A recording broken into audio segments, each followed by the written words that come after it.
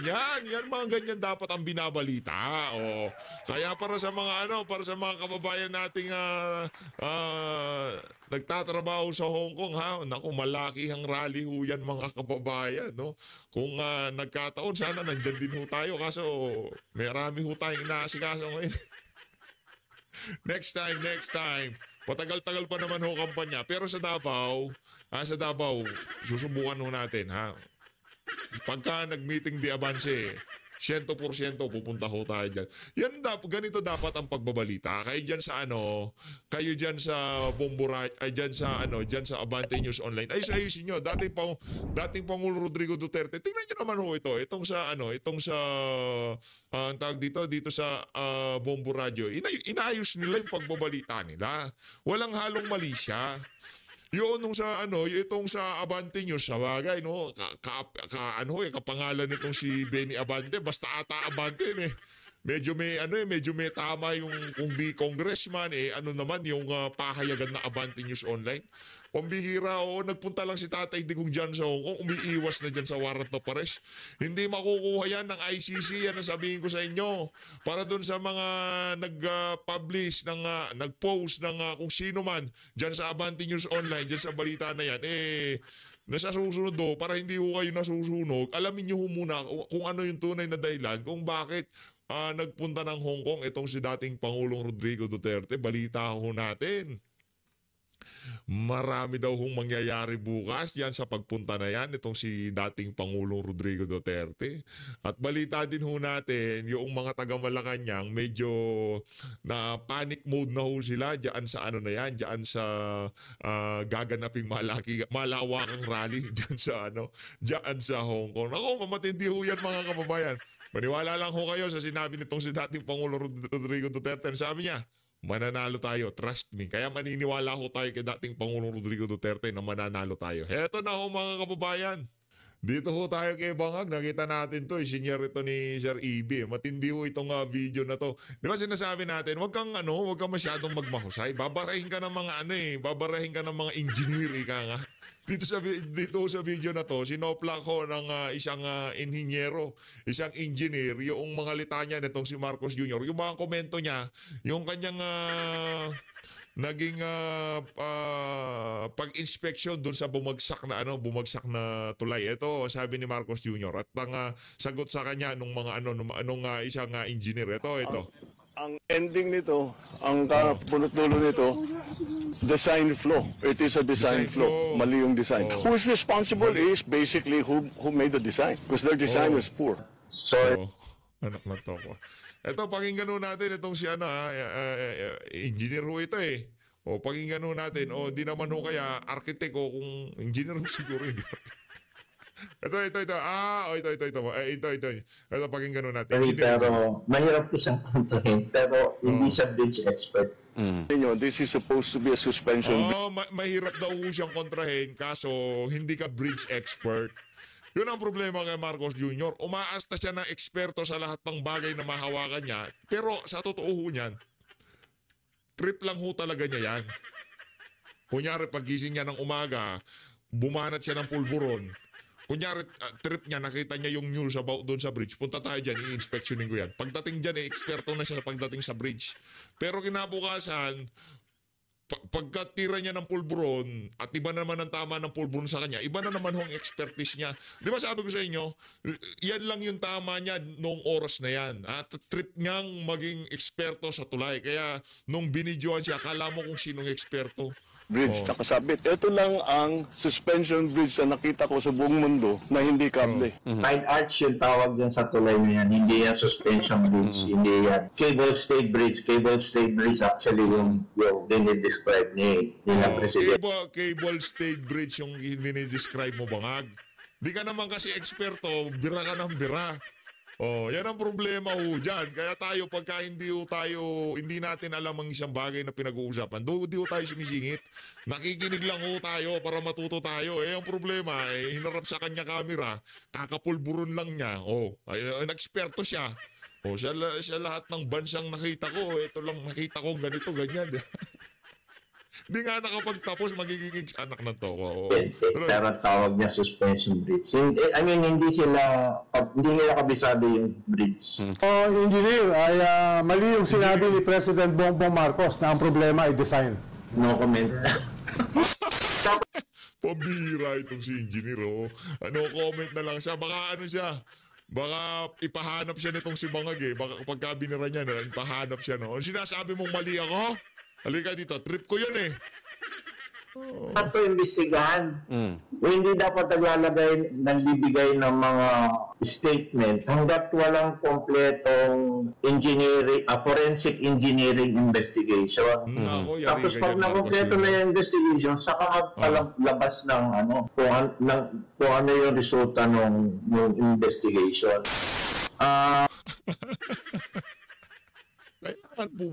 Kailangan mo muna palang maglabas ng forensic engineering investigation. Akala ko yung pinoforensic, yung mga crime scene lang eh, no? Pati ho pala yung yung mga pumapal yung mga tulay, meron ding investigasyon na ginagawa dyan, meron ding forensic engineering investigation. Matindi lang Ako yung original designer nung tulay nung 2012. Pero ang ginamit kong code sa pag-design ng tulay, 1997 pa. So, luman-luma na. Tapos lumabas yung DPWH 2015 na code. So, ibig sabihin, biglang maluma yung design ko. Hindi na siya pwede. Nung mga 2018 o 2017, nakompleto na niya yung 8 arco na span out of 12 na total.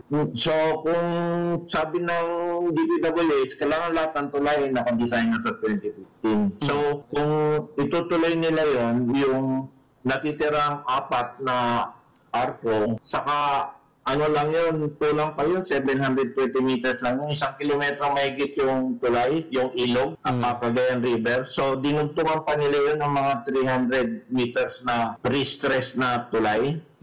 Lahat yun i-design sa 2015 na code. So, parang hindi pwede na yung una kong dinesign na 8 span, lumang code na 1997. Tapos yung iba, 2015. So, pina-retrofit design nila. Pina-redesign nila, pero sa ibang kumpanya. Hindi ako involved doon sa pag-redesign. Ang problema natin sa Pilipinas is overloading. Ang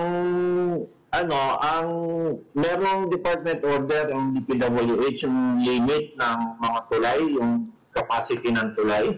Sa 10-wheeler, 37 ton lang. Itong truck na nasa screen nyo, kapareho yan ng 10-wheeler, may tandem axle sa likod na 2, na 8 ang gulong. 27 tons lang ang allowed nun. Yung dyan sa unang report ng Lunes yata ng Region DPWH, 102 tons ang sinukat nila yung dump box niyan, tapos yung bigat ng mga bato. Kumuha sila sample ng mga bato tapos tinimbang nila. Lumabas 85 tons daw yung kargada ng truck, tapos 17 toneladas yung truck mismo. Kaya pag pinagsama mo, 102 tons. Kalahati ng 102, mga 50 tons, nandiyan sa unang axle o linya ng mga gulong dyan sa tandem na yan sa likod. So mga 50 tons, times 4 yan nung nasa limit na 27. Kasi 27 times 4, 108 tons yun. Sige, engineer. Ang tulay na yan, 2 lanes. Dinisign ko yan ng 2 truck sabay. Kahit 2 truck na sabay, basta 27 tons lang, 54 tons, hindi niya kayang pabagsakin yung tulay. Pero kung 102 na, times 4 na, kahit sa 2015 code, hindi talaga uubra yung Saka, makikita mo naman, actually, over-design ako pag pag nagdi-design ng tulay. Pang 10 yan na arko na dinaanan. 2 truck yan, magkasunod. Pang-10 yan. Yung unang siyam, nakadaan siya. Pero yung pang-10, mukhang yung unang truck, nakaramdam na ng masama. Bumagal na siya. Nagpang-abot sila nitong pangalawang truck. Pero yung unang truck, nakalusot. Yung pang-pangalawang truck, wala na, inabutan na siya. pabigat ng pabigat ang mga truck natin. Hindi yung code, hindi, isipin mo, 1997 to 2015, di 18 years bago nagbago. Yung truck natin ngayon, mga galing China, ang lalaki, ang haba, ang tataas, and they are very powerful and stronger. Kaya nila maghatak at magdala ng mas mabigat na mga load. Kaya nila 80 tons at ang natin, 27 tons lang. Ang layo, naiiwan yung ang design kasi natin nakasunod tayo sa American na code. Sa Amerika walang overloading. And so dito matindi masyado yung problema natin ng overloading. And naiwan na yung design yung design loads na ginagamit namin sa pag-design ng tulay. Alright. Sa design kasi ng code, ng DPWH, sa Department of Order nila, ang nagpapalagay sila ng load limit na 27 tons sa 10-wheeler. 27 yung tons. dalawang tandem axle sa likod.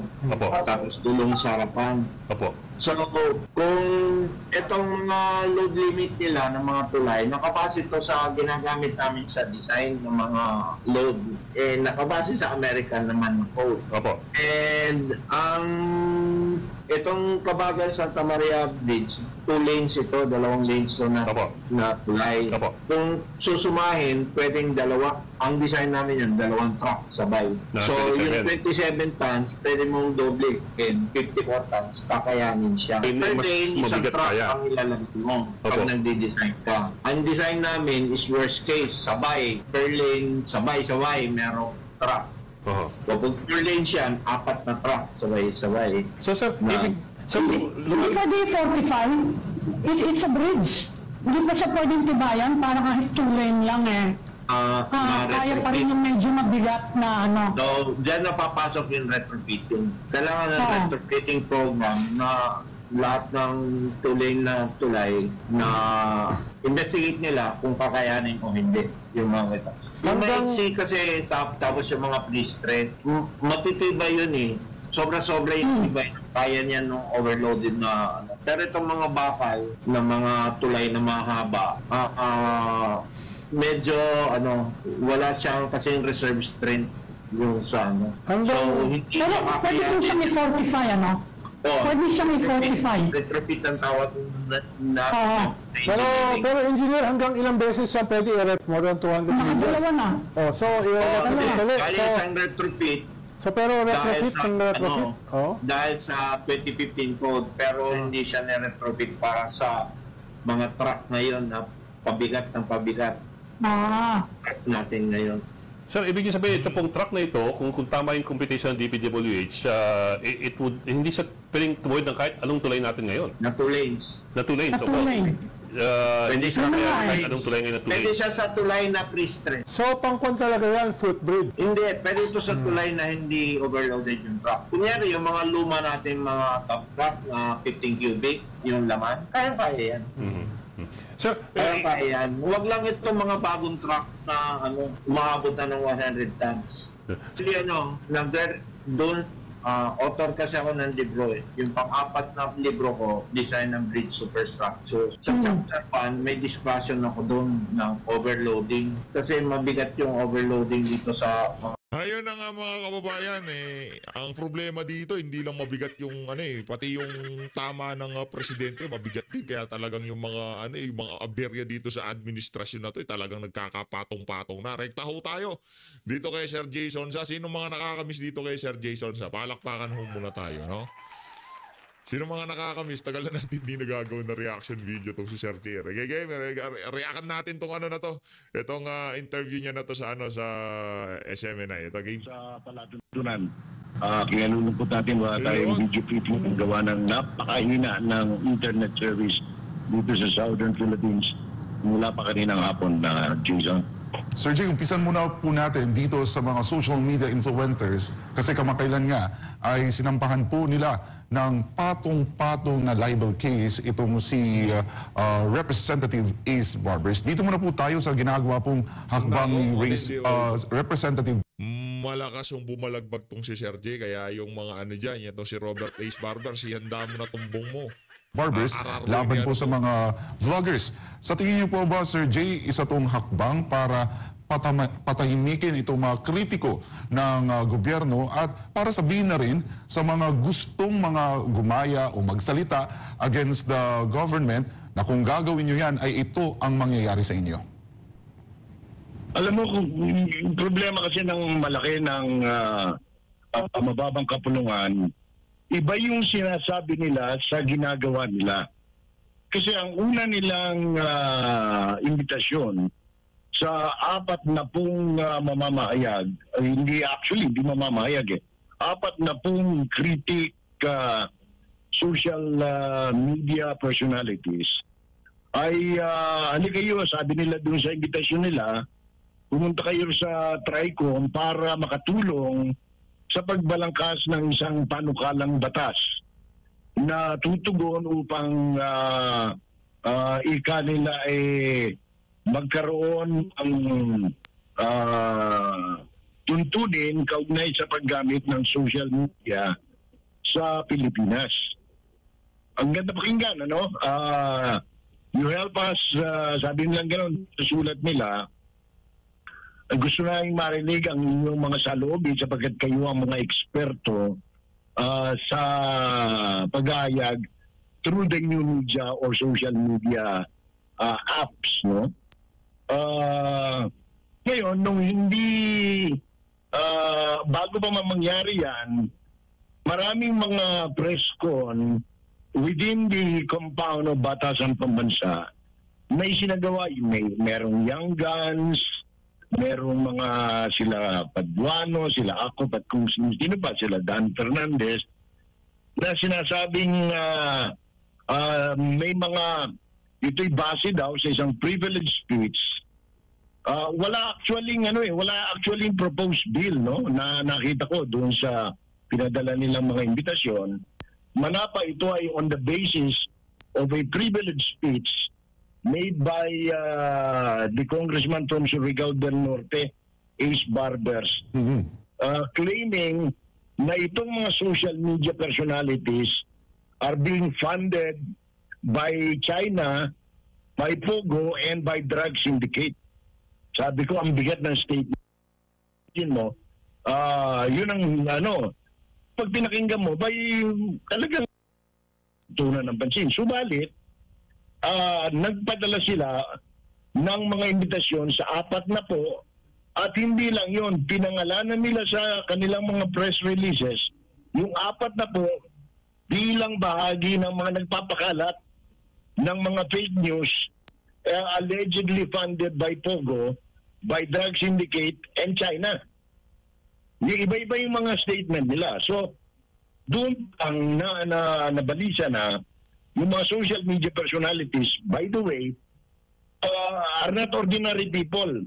May 2 doktor, isang abogado, isang negosyante, isang editor ng isang daily newspaper, at mga iba, may mga fashion designer, mga researchers, may mga professionals, sa madaling salita, may mga business executives. Parang nasanay na kasi sila itong TRICOM, Quadcom sa panduduro ng tao. Remember yung ginawa nila kay Grialdo, yung ginawa nila kay Jeffrey Celis, kay Lorraine Badoy na pinakulong pa nila. So, naisip nitong mga grupo ito, teka muna, ba't tayo pupunta riyan? Nilabel na tayo, no? Pangalawa, ito'y parang prior restraint. Tapos may mga salita pa sila Adjong, itong sila Paula, si Paul, ano ba yung pangalan nung sa La Union, yung Ortega, yung mamilog-milog na katawan na congresswoman ng Taguig Pateros, yung ano ba yan, yung nagpa-akong Zamora, na ito, pagka pumunta riyan, pagka nagkamali na sagot, ipakukontempt namin. Yung mga ganon. So, ang ginawa nitong 37 of them, dahil yung 3 apparently, pumunta, no? Dito sa pinangalanan nila, si Malutikya, a certain blogger from Bicol, and another one, no? So, the rest of the 37 did not go. Di sila nagpunta. Ang ginawa nila, kung ganito ang label ng mga ganito at kung ano pa mga pinagsasabi nila, so umakyat sila sa Supreme Court para nang sa ganon ay ma-restrain yung tri-committee sa anong tawag ito, sa kanilang balakin, kung ano man yung balak nilang masama. At sa kabutihang palad nga, tumugon ang Supreme Court na hindi hiling or asking, no? Itong sila Speaker Romualdez, si Ace Barber, si Dan Fernandez, si Toby Pianco, si Jopoy Aquino, at sila Paduano, at kung sino pa mga opisyal, no? Diyan sa tatlong komite para sagutin yung kaso na iniharap, yung petisyon na iniharap, motion for certiorari, no? With prohibition, diyan sa Supreme Court. Ngayon, pagkatapos noon, imbis na kasi imbitasyon lang eh. Ang ginawa nila Paduano, nung unang araw pa lang, sinabi nila, hindi, dahil hindi pumunta yan, patatanggal namin ang lisensya ng mga doktor, pag-disbar namin si Attorney Trixie, etc. Teka muna, ano ba? Akala ko ba pagpapanday kayo ng batas? Akala ko ba magbabalangkas kayo ng panukalang policy? Bakit iba? Di ba? Tapos, si Mr. Barbers went around town. Interview sa Net25, interview sa Tribune, interview sa Standard, kung saan-saan siya nagpapa-interview, na sinasabi niya, pinabalik-balik niya itong salitang, itong mga vloggers na ito ay mga bayaran. Ito ay mga funded by China, funded by Pogo, funded by drugs. Eh siyempre masisira naman ang dangal ng mga tao. So ang ginawa nila, kumonsulta sila ng abogado sapagkat nakakasirang puri, hindi lang sa kanila kundi sa buong pamilya nila. And they decided to file case, multiple cases of libel, cyber libel, slander, oral defamation, name it, no? Sir G. Dahil sa hindi po pwede yung congressman ka, tapos palagi mo sinasabi, nito lang huli. Di na-file na. Ang reaction, anong reaction ni Mr. Barbers? Nagpa-interview na naman at sinabi niya, Duwag daw. bakit sila masasaktan kung hindi totoo? Siguro talagang bayad sila. Naloko na. Di mas lalo na yan. I mean, the guy is digging his own grave, no? Instead of going to court and sabihin niya, ito sagot namin dyan, nagpapa-interview siya. Sobrang sa sobrang katabilan ni Barbers, lalo niyang dinidin. Ito'y simula pa lamang, no? Kinakailangan kasi manindigan tayo, hindi pwedeng bayaan natin na maghari at maghari-harian itong mga taong ito na akala mo kung sinong may-ari ng mundo na dahil sa nasanay sila sa mga distrito nila, sila yung mga Diyos, no?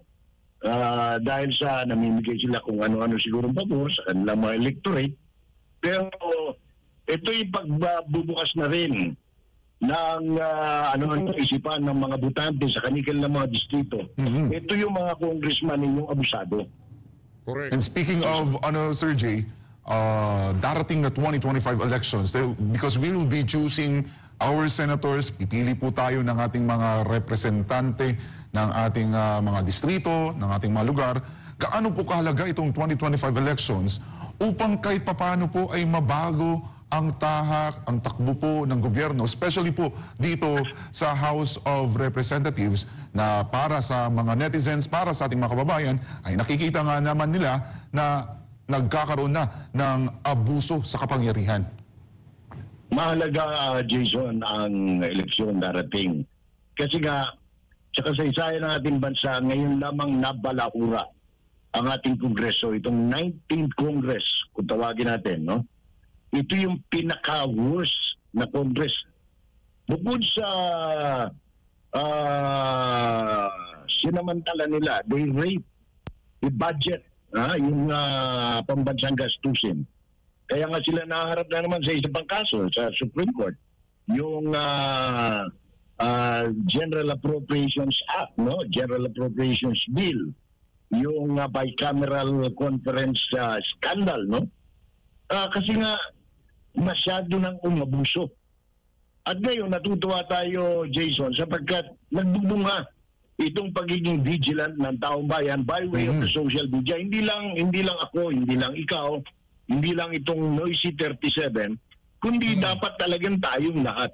Tayong lahat, binigyan tayo ng pagkakataon ng may kapangyarihan, ng makapangyarihan sa lahat ng Diyos na pina-invento niya sa tao, itong social media para magkaroon ng tinig.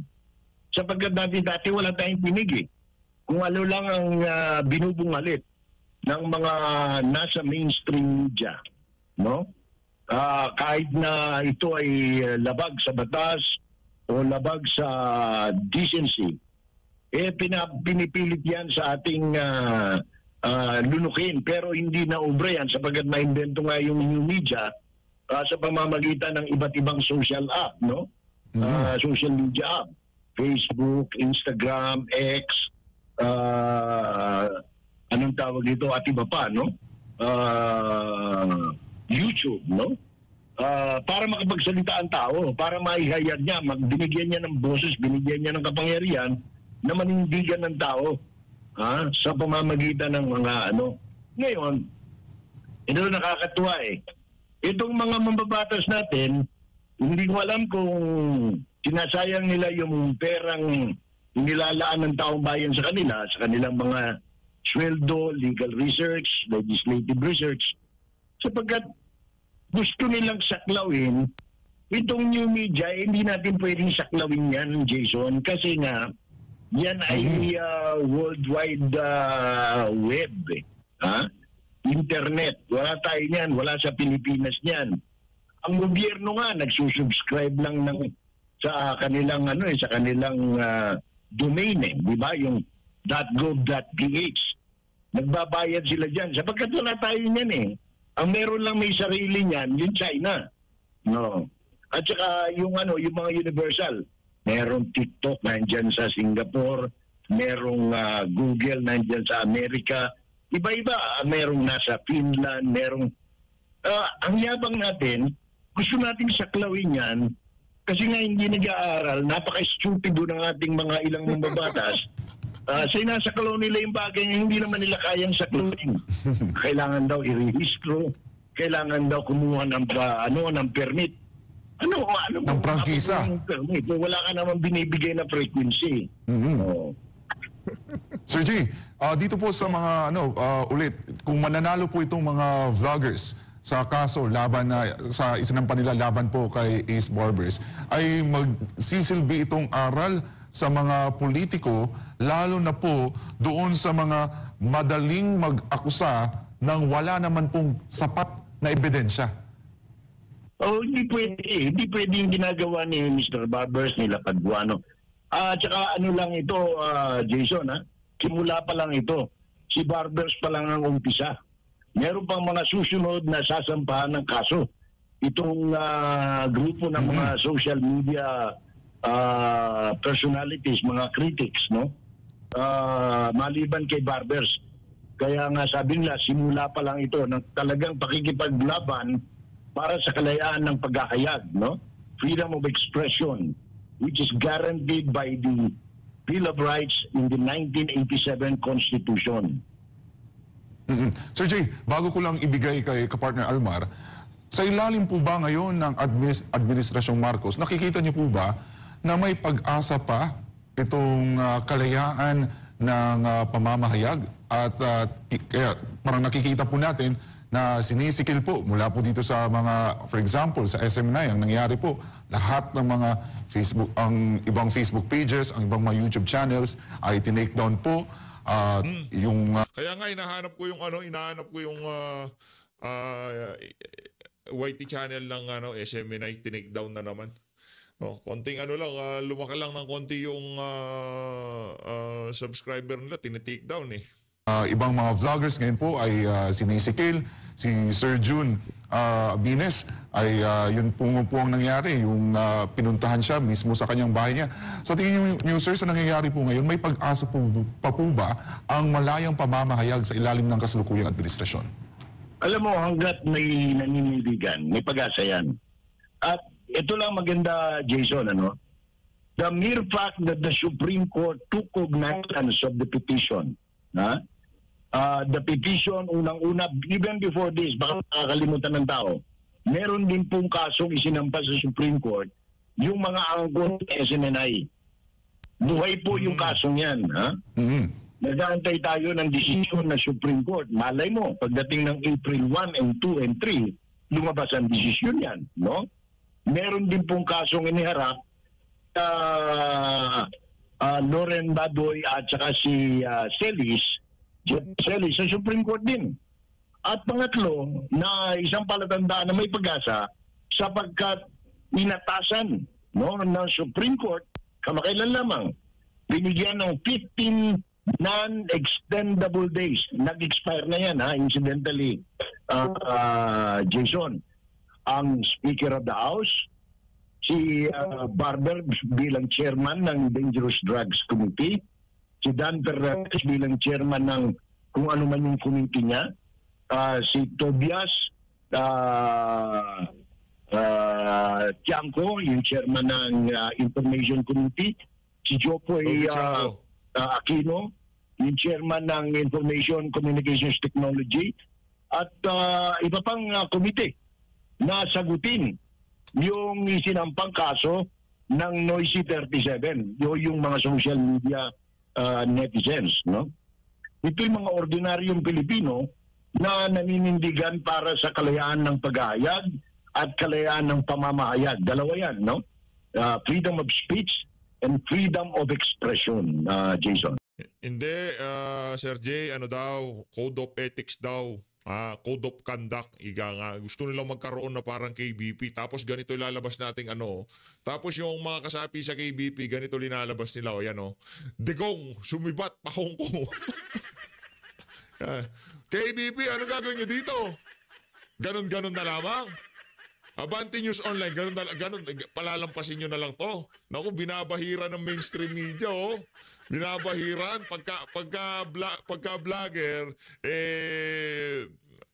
nagtanong kaugnay sa budget ng bansa natin, ayun, pinapatawag sa House of Representatives. Pero itong mga mainstream media na to, talagang bulgar na ang pagpapakalat ng